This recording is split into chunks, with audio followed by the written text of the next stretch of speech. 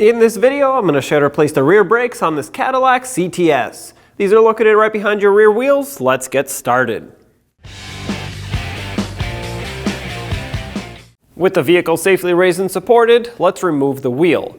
I have aftermarket wheels here, so I'll be using a special socket to remove them, but if you don't, then you would just use a 22mm socket.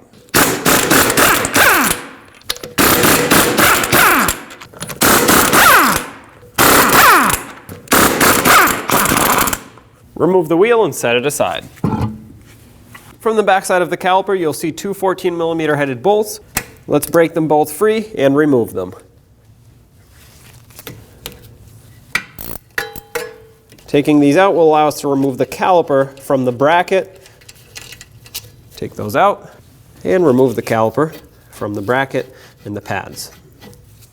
Now you want to inspect it on the piston side, make sure that this boot isn't torn, make sure it's not leaking. So if you see fluid here, that's a bad caliper, you need to replace it, as well as if the boot was torn. This one's in great shape, so what I will do now is remove the bleeder screw cap, and with a 10mm socket or ratchet, we'll break this free and we'll push the piston back, letting fluid come out through the bleeder screw. I have a collection receptacle that has a little hose on it, so I'm going to use that to collect the brake fluid. That way it doesn't get everywhere.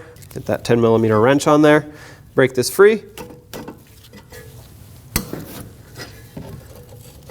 All right, so with this opened up and fluid coming out now, I will take my caliper depressor tool, or caliper piston depressor tool, and slide it right in here. I'll show you what that looks like, just like that, and slowly, gently push that piston all the way back. Now this should work very smoothly. There should be minimal resistance on this, and that has just bottomed out for me. So I'm going to remove my tool. If there is any resistance, that means the piston is seized in here and the caliper would need to be replaced to fix this. I'm going to let this drip for a second and snug it up. I'll remove my collection bucket, remove the wrench, and wipe off any brake fluid that may be here, and then just cap it back off so it doesn't get clogged up in the future.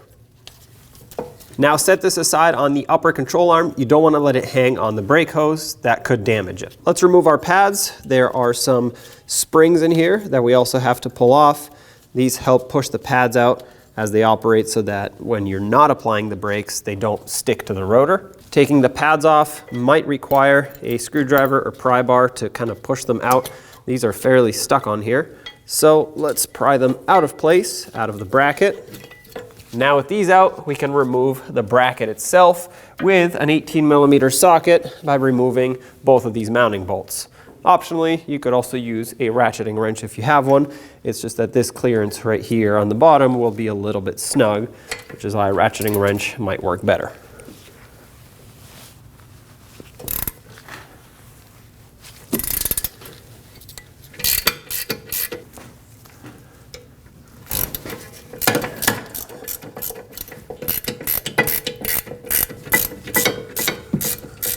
Remove both of these bolts and remove the bracket. We'll set this aside for cleaning. With a T30 socket, remove the hold down bolt for the rotor. This screws onto the hub. Now if you don't have an impact or an impact driver, I recommend using an impacting screwdriver, and what that does is it'll push in as it turns counterclockwise. Much more likely to get this off of here, because without it, these seize up and, well, they can strip out or break.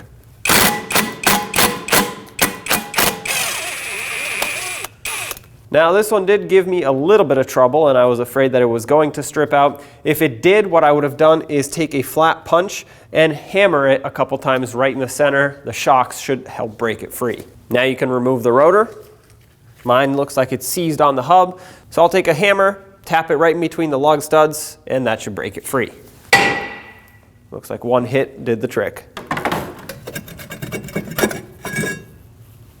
What we need to do now is clean the surface of the hub, and that entails making sure that these two ridges here, so the outer lip and the inner lip, are flat. Now whether that means using a wire brush, a sanding disc, whatever you have that will clean the rust off, you don't have to worry so much about the center part here. It's actually recessed a little bit, but if you want to clean it, go ahead. Just make sure that the outside are flat and clean.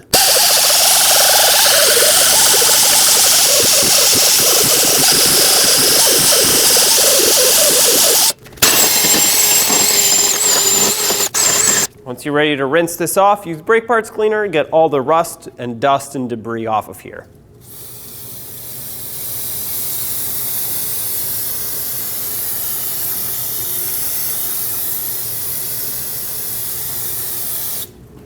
Now apply a thin layer of anti-seize to the surface of the hub, avoiding the lug studs. That way you protect it from rust buildup in the future. The rotor won't seize on, and the lug studs need to stay dry so that the torque on the lug nuts isn't altered. Now take your new rotor, slide it on backwards so we can clean it. Often these have an oily film on the outside and on the inside of the rotor so that it protects it from rust as it's being stored on the shelf, but you want that off so that your brake pads don't get contaminated and they can actually stop your vehicle. Use some brake parts cleaner with a drain pan underneath and rinse all this down the inner braking surface as well as where the parking brake shoes ride. Install the rotor the right way and make sure that you line up the hole for the set screw on the rotor with the hub. We'll rinse the outside too. Install the screw that holds this down. I recommend putting anti-seize on the threads. Snug it up. With our caliper on a workbench, let's remove the anti-rattle clips. Sometimes these get a little bit stuck here, and we want to clean underneath them. A wire brush typically will do the trick unless yours is a lot more rusted, in which case you could use a file or something that will remove the rust buildup without actually removing too much material, too much metal. Then the pads will have too much play. But like I said, I'll go for a wire brush because that is going to do the trick for me.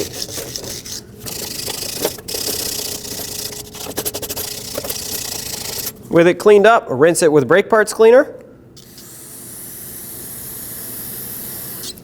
And once that has dried, apply a thin layer of brake grease or silicone paste that is rated for brakes.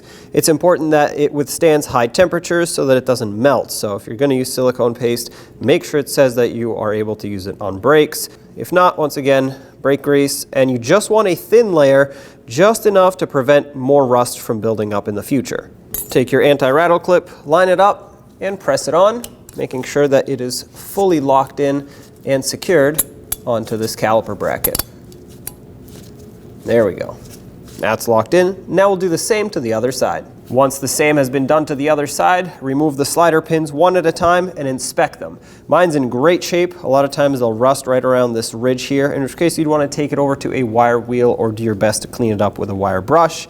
And then we'll have to clean inside here if you have old dried up grease or even rust. Mine is actually still in great shape. It has good grease in there, so I'm not worried about it. All I'm going to do is clean off the slider pin with a rag, get the grease off of there. Optionally, you could put the rag in here without removing the boot and kind of just move it around and wipe some of the old grease out of there if you wanted to. You don't have to, especially if you have good grease in there still. Regardless, take some of that same brake grease or silicone paste, put a little bit inside the boot, work it into the folds. This will make sure that there is enough over time as the brakes operate to lubricate the slider pin, and then of course lubricate the slider pin itself a little bit with whatever's left on your brush. Now you can't put a lot on here anyway because the boot will just squish it and wipe it off as you install it. So whatever you can get for coating on there, that's fine. So now press it into the caliper all the way. That's fully seated. Twist it a few times. Now do the same to the other slider pin. Now take your caliper bracket, line it up with the knuckle, and install the two bolts.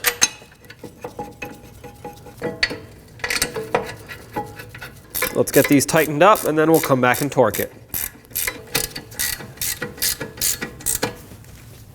If you have regular or just heavy duty brakes, you're going to torque these caliper bolts to 74 foot-pounds and an additional 15 to 30 degrees. Now, if you have the high performance brakes, you're going to torque them to 92 foot-pounds and an additional 30 degrees.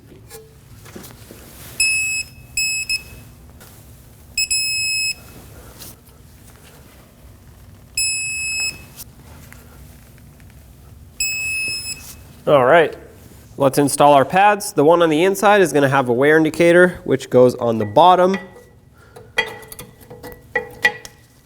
You want to make sure they have plenty of space to slide around. If they feel like they're stuck and they require a lot of force to put in, or they don't move around freely, most likely it's because you didn't clean up the rust enough and then basically they're getting squished. So you would have to take these back out, clean some more, and put it back together. Mine are freely moving, so that's perfect. Install these little springs that go in the holes of the pads. Just like that. Take your caliper, slide it over the pads and over the pins, the bracket, and bolt it back up. We'll snug these up and torque them to 27 foot-pounds. All right, now this is done, so do the same to the other side, and then let's put the wheels on. So let's get the wheel back on. We'll start on all 5 lug nuts, bottom them out in a cross pattern, and also in a cross pattern, torque them to 140 foot-pounds.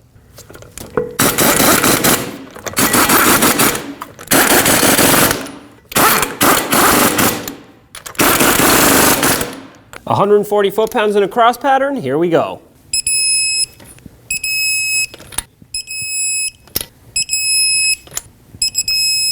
Double check them.